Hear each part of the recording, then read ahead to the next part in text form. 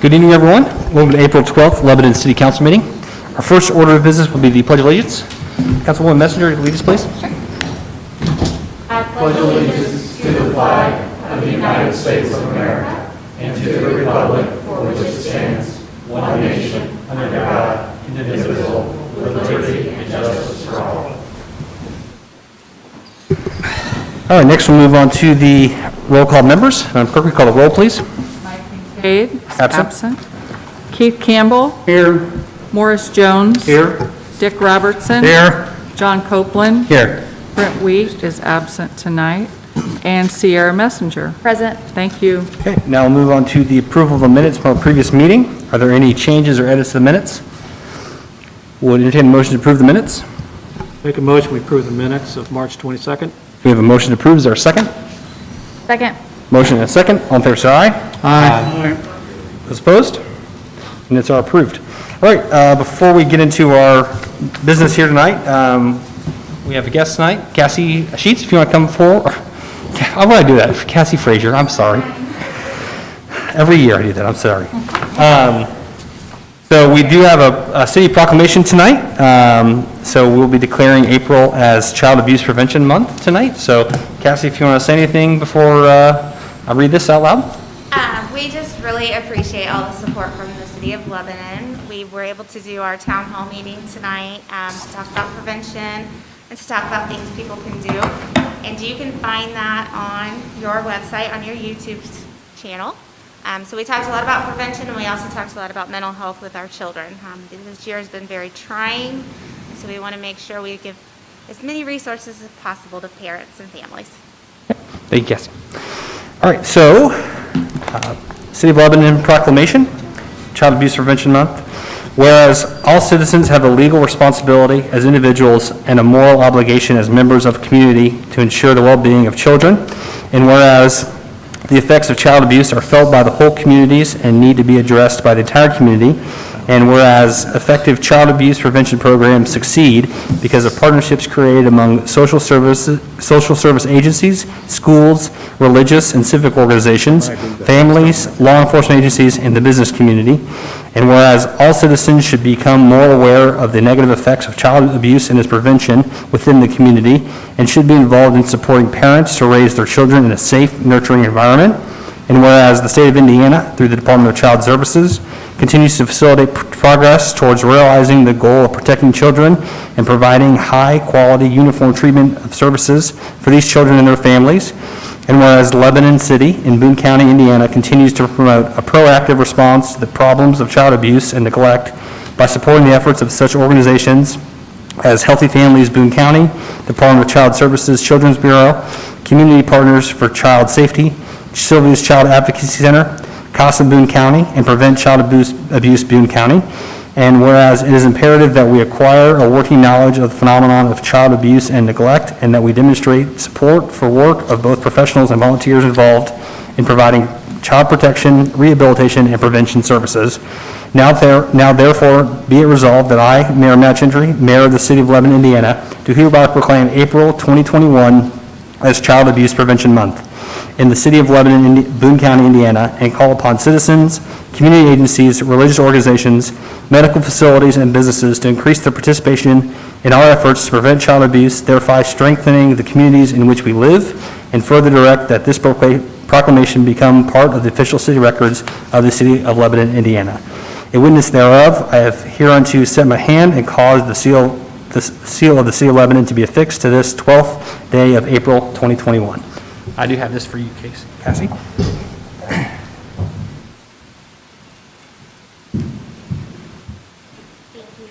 you so much.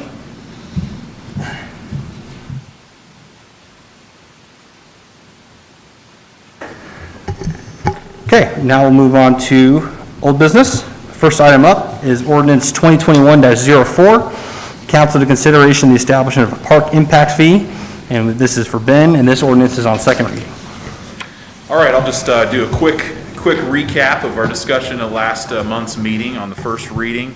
This is the ordinance that establishes the park impact fee for the city of Lebanon. At your meeting last time, you did adopt an amendment to the comprehensive plan to include the recreation impact fee zone improvement plan, which is essentially the document that did all the calculations to determine the fee. So that was the first step. The entire city is all in one impact zone for purposes of implementing the fee. In terms of the fee itself, the cost or the fee per detached single-family home is $1,286.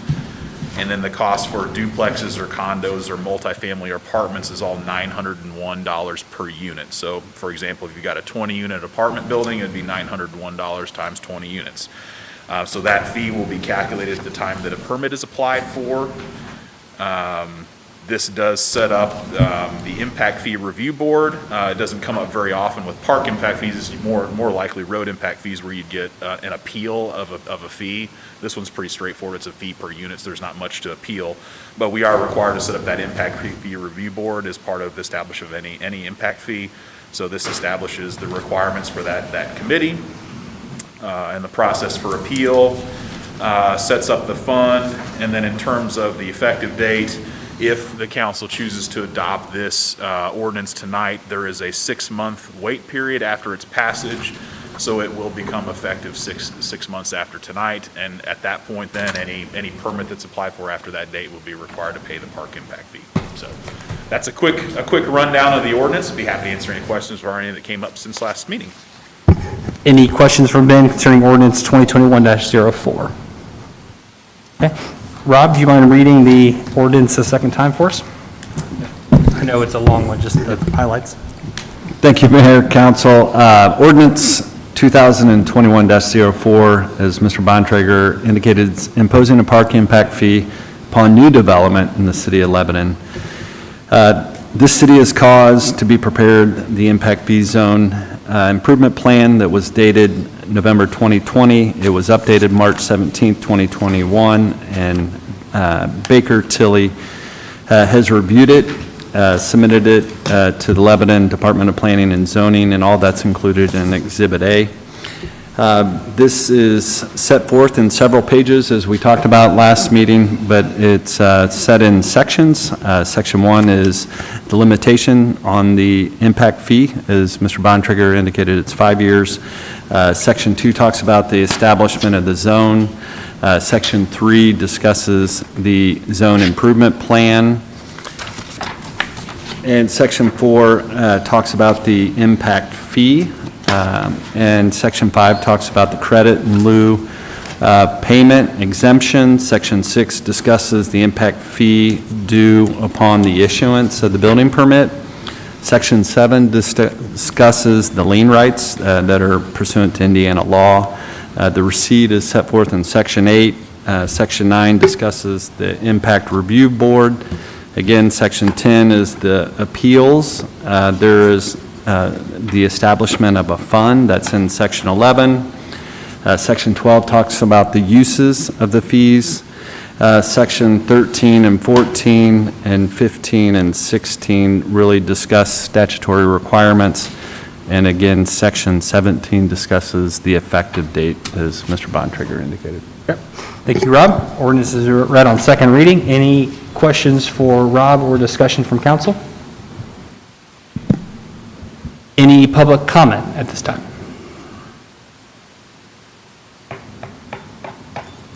The only question I have. Yep, go ahead, Keith. Make sure everybody understands, it's only for brand-new homes. Absolutely.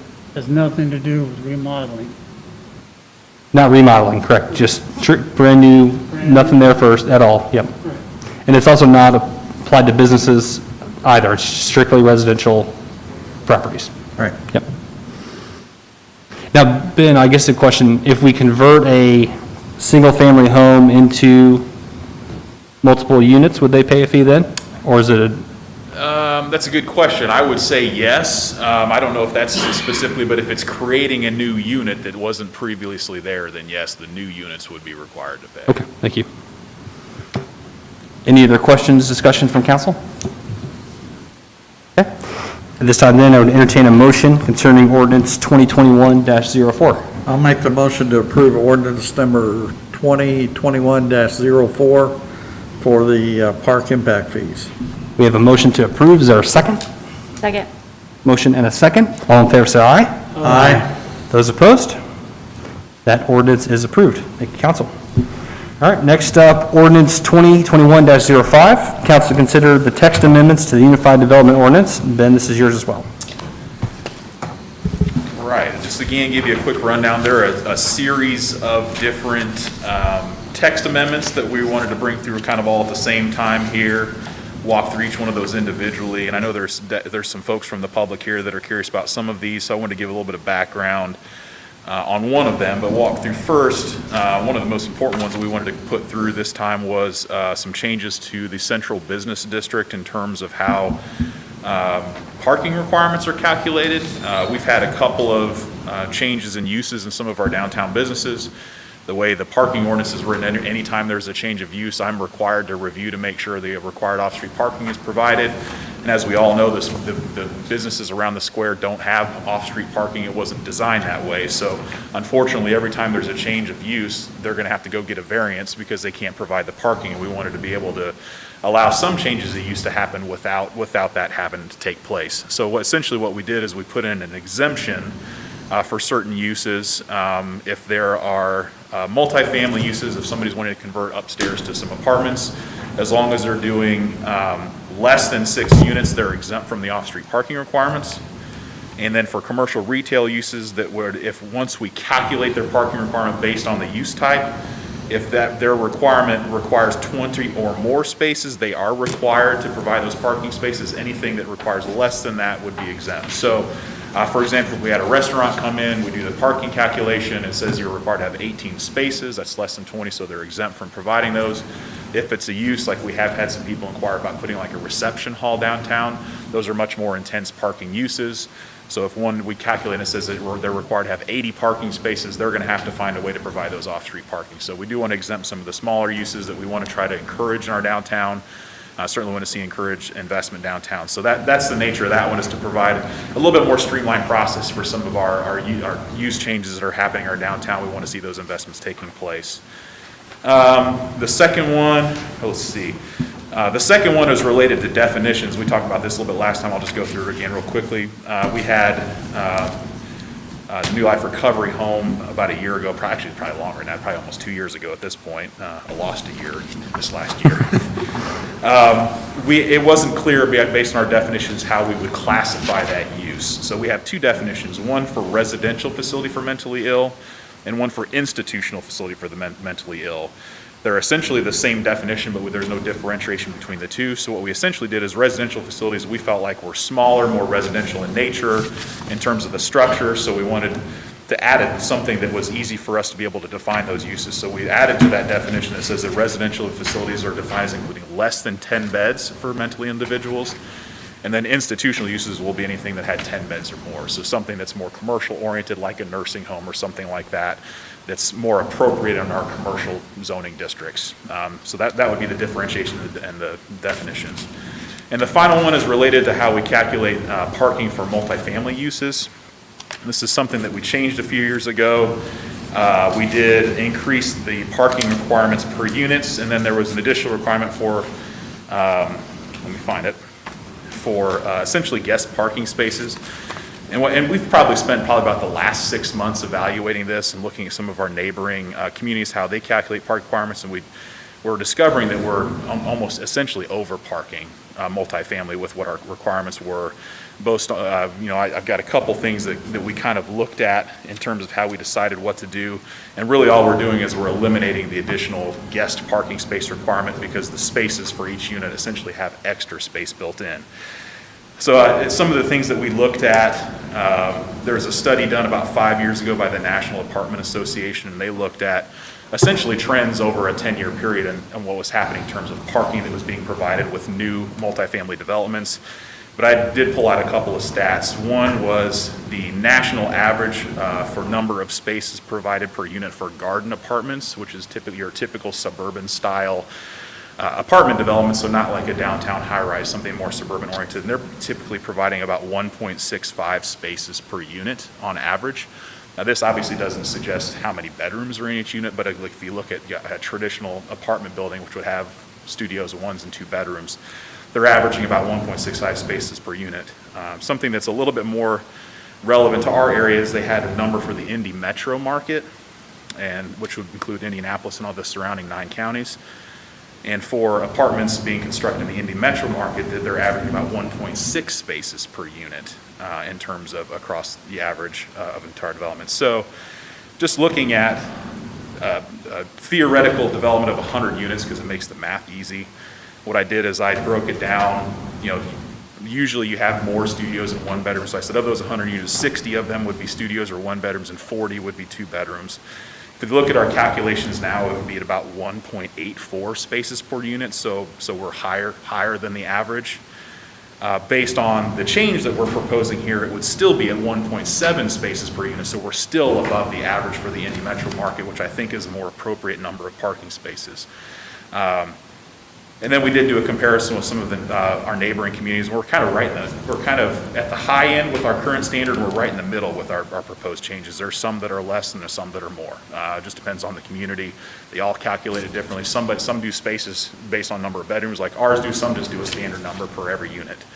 But we're kind of right in the middle, kind of the average of all those based on what we're proposing tonight. So essentially all we're doing is we're leaving the number of spaces per unit the same. Studio or 1 bedroom is 1.5 spaces per unit. Anything larger than that, two bedrooms and above is required to have 2 spaces per unit. This isn't an increase over what we required about two or 3 years ago when we changed it. It used to be quite a bit less than that. I looked at our previous standards, so that same theoretical 100-unit complex with what we're proposing now be 1.7 spaces per unit. Our previous standard would have only required 1.24 spaces per unit, so we're still about a half a space more than what our previous requirement was before.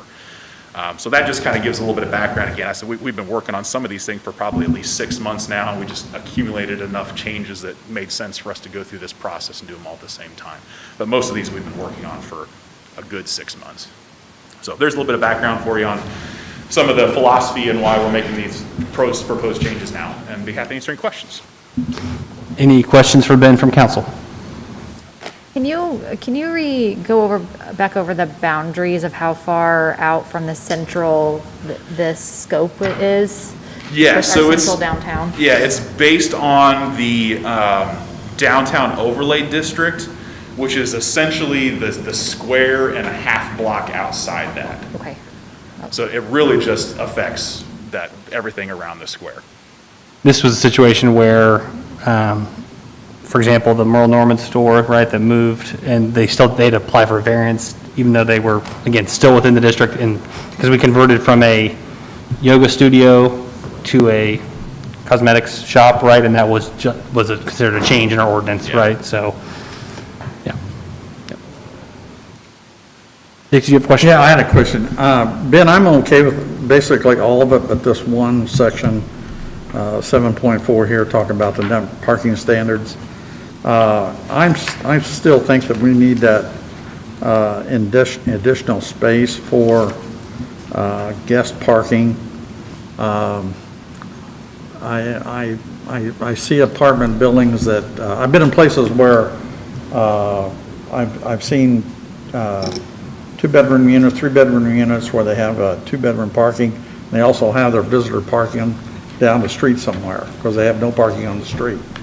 And it's like just a apartment complex, And even some of these apartment buildings, I know one that I look after is we've got one spot for every unit. And I know that was back in the 70s, but there's no place for a guest to park anywhere.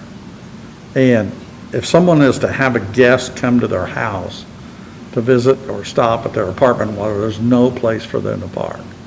And I just believe that we need to have that one additional space per unit or per every 7 units or whatever for that development so that way they have somebody. Because I've been there and I've seen all parking spots blocked and no place to go and maybe one open and guest comes and parks in their spot, and now there's a resident that's upset because somebody's parking in their spot. and not parking in the visitor section where he's supposed to be, you know? Yeah. So I just, that's the only part I'm against, is that right Yeah. there. And I guess maybe just to explain a little further, I think, you know, it's kind of a moving target. I mean, some developments may only have one car per unit, no matter what the size is, based on the location. Some may have 2 or 3. So you're really looking at kind of averages here, you know, and the assumption here is that the 1.5 spaces per studio 1-bedroom and the 2 spaces per all the others has some built-in visitor parking in it, because not every 2-bedroom unit is going to have 2 cars. A lot of them will. A lot of them Yeah. will, but some of them don't. So again, we're A looking lot at of them averages will. here. A lot of them will have 3. Yes. Some of them might. Yeah, I mean, yeah, some of them Yeah. might. Yeah. But you look at national averages on cars per unit, it's a lot less than that. So there may be some that have 2 or 3, but there's a lot that only have 1. Yeah. So when you look at it on the averages, there is space for visitors built into those numbers, but it's a moving target. But the other thing that the trends have shown is that the demand for parking in apartments is decreasing steadily. As you look at people that use rideshare and Uber and stuff like that, the demand for cars for the people that are typical dwellers of apartments has been decreasing over time. And so there's a lot of studies that say that in 5 years, we're going to be overparked at every one of these apartment developments because the trends in driving are changing every year. So it's a moving target, and we're trying to figure out what's the best spot for us right now. Hey, Ben, do we require apartment complexes to identify guest spots? No. Like in our current ordinance, No. I mean, it's just a change in the number of spots in the lot, Yeah. essentially. Okay. So There is not designated resident versus guest parking. It's just really a number. Well, that's up to the department. Yeah, Yeah, I mean, they right. could designate it, They but we could don't designate require that. it. Well, We but can't I was just- designate that on private property. Correct. I was just clarifying that they're not, well, and we don't even require them to say, hey, these are guest spots and not, No, that's not our Yeah. job to do that. any other Well, questions? Like I say, that's the only thing I'm against the whole thing, so. I guess, when you did your study, did you do a study on the size of what Lebanon is when you say that we're going to Ubers, we're going to share rides and things like that? Because we're still a small community where people Oh, for sure. all drive. Yeah. I can see that in a big city where you have buses and you have this and that, but I just don't see the numbers matching kind of what you're saying right now. Yeah, you know, again, we're looking at averages, so it all depends on where you're at. But yeah, you're absolutely right. While we may be trending that direction, we're not trending as quickly as some of the larger communities are. So we're looking at averages and. We're looking at averages of larger cities and not cities the size of Lebanon. Yes and no. Like the garden apartment number, that would typically be in a suburban market. It wouldn't. You're not typically doing a large garden apartment development in downtown Denver. It just doesn't make any sense. You're looking to do high rises in the large communities. So the garden apartment number, I think, is more appropriate to Lebanon, which that was a 1.6 or 1.65. Now, again, it's still a national average, but it's a national average of similar communities Yeah. where people are building garden apartments. And was there a number for the Indy Metro garden apartment or no? Yeah, Indy Metro, and of course, your argument is correct in the Indy Metro argument. That includes Indianapolis, where they probably do have lower parking because they do have public transportation. But that number was 1.6, but the garden apartment number wasn't much higher, it was 1.65. And what I looked at, I mean, just about every metro market was around that 1.6 range. The numbers didn't drastically change depending on different markets. That 1.6 to maybe 1.7 at the highest was pretty steady across, 20 different metro markets. Any further questions for Ben? Well, how many people do you think goes to an apartment house as far as a guest in a month? Would it average one person? I would have to totally guess on that. It's been 20 years since I lived in an apartment, so I don't know. I mean, do they have guests? For sure they do. How many and how often? I have no idea. I would hate to even venture a guess.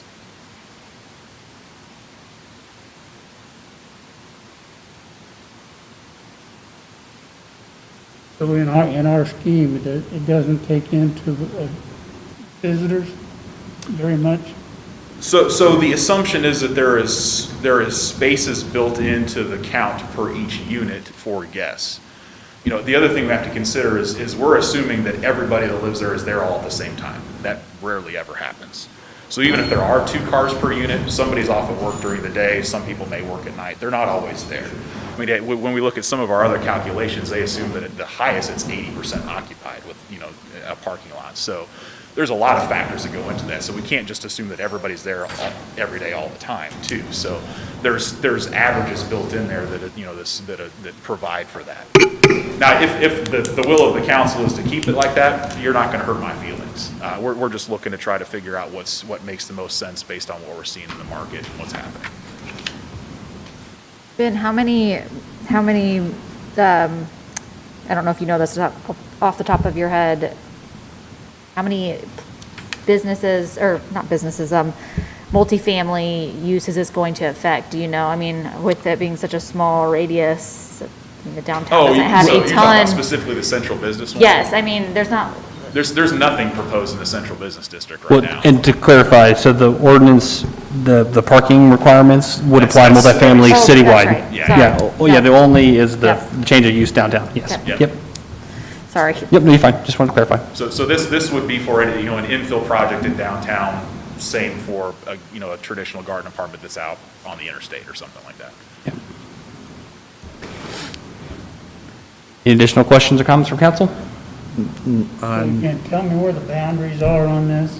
Oh, so for the change for the multifamily parking, that is citywide. The central business district exemption would be it would be the commercial core sub-area of the downtown overlay district, which is essentially everything on the square and then a half block outside that.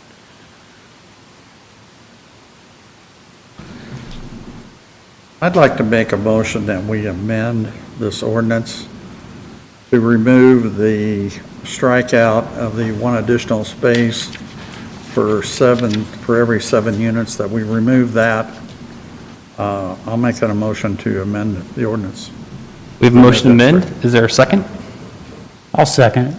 We have a motion and a second, further discussion? All in favor, say aye. Aye. Those opposed? Okay. Ordinance, I'm sorry, can you repeat that motion? go ahead, again? Dick, sorry. Can you say which section we amended? Repeat the motion. I make a motion to amend Table 7.4 to remove the strikeout of the one additional space for every 7 units, to leave that in place. Okay, I got it. Is that better? Thank you. Okay. And Public, sorry, go ahead, Dick. Do you have anything else you want to say? does Rod need to read No, it? we're good, we're fine. Okay, I would make a motion, we'll go ahead. I'm going to do some public comment on it before we do a motion on the ordinance. I'm going to do public comment on the over ordinance as well. Do what? So I'm going to do a public comment. Oh, okay. Any public comment on ordinance 2021-05? Please state your name for the record.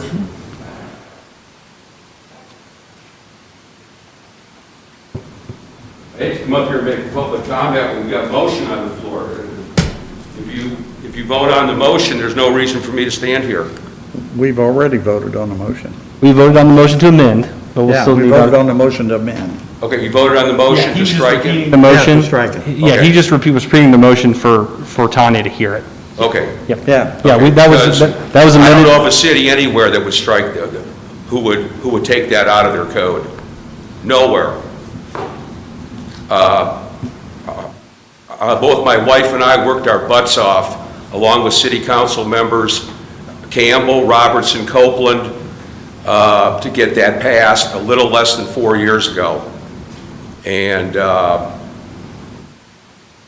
if anything, it should be increased, not stricken. Thank you. Thank you, John.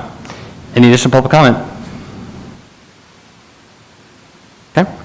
Any further discussion on ordinance 2021-05 as amended? Okay. Would consider a motion concerning ordinance 2021-05 as amended. No, it's fine. I'll make a motion, we approve ordinance 2021-05 as amended. Okay. We have a motion to approve. Is there a second? I'll second it. Motion and a second. All in favor, say aye. Aye. Those opposed? Okay, ordinance 2021-05 as amended is adopted. Thank you, council. That concludes what I have for old business. Is there anything from council on old business? Okay, new business then. First, before we do the ordinance from Kevin, Tanya, there's something that we have to acknowledge on the record from, can you explain that? So we do an annual TIF management report, and I sent all of that to you, and all I need is basically for you to say, yes, I received it. So there's no Yes. motion, there's no, Yes, I received it. Yes, I received it. Yes, I received it. Yes. thank you very much. Let the record reflect, we, council members, acknowledge they received the TIF report. Okay, next up is ordinance 2021-06, traffic schedule amendment. This is on first reading. Kevin? Thank you very much. This is a relatively simple request.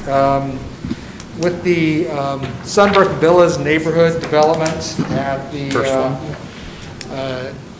on the north side of town, to orient you, this is the single-family development that is north of County Road 250 North or Anderson Lane, north and east of Witt Road, as it traverses along the south and west sides of the development. To orient you a little further, Lighthouse Baptist Church is immediately to the east of this project before you get to the railroad tracks. So as part of this development, the development plan required them to remove the curve in the road, if you will, on Witt Road, square that up with the T intersection so that it would be safer given the amount of additional traffic in the area, which is relatively minor given the size of the development, but obviously we wanted to make that curve in the road a little safer, to turn it into a four-way stop. So this was part of their development plan approval. They are in the process of getting ready to construct that. They will start construction of this later in the week. And it will require that to turn that intersection into a four-way stop. So enable for our police officers to enforce that four-way stop, we need to add this into our traffic schedules. So this is for ordinance 2021-06 to amend our current Chapter 76 traffic schedules to add that intersection as a four-way stop. Okay. Any questions for Kevin on that from council? Okay, Rob, can you read that ordinance on first reading, please? Thank you, Mayor, Council. Ordinance 2021-06 concerns the amendment to Chapter 76 traffic schedules. This council, pursuant to Indiana law, has jurisdiction over the public thoroughfares and streets within the corporate boundaries of the city. This council believes it's in the best interest of the public health, safety, and welfare to amend Chapter 76 traffic schedules, as Mr. Krulik indicated, that will be amended to include a stop intersection at Witt Road and Robinson Run, a four-way stop, and the remaining portions of Chapter 76 of the City Code shall not be affected by this ordinance. Thank you, Rob. Ordinance 21-06 has been read on the first reading. Kevin, there's no need to move it to second reading tonight, is that correct? I don't see a need. It'll take 30 days to construct that. Okay, all right. I think that's I just want to make sure we weren't hitting a timeline that we need to have that before we... No, I mean, if it really is just so that we can enforce the stop signs. Okay. Once they're up and the street is open again. Okay. It'll take at least 2 weeks, if not 30 days, before that intersection is complete. Okay, we will be taking that up then at our next council meeting on April 26th. Okay, that concludes what I have for new business on my agenda. Is there anything from council? Okay. Any announcements or discussion? Any additional public comment?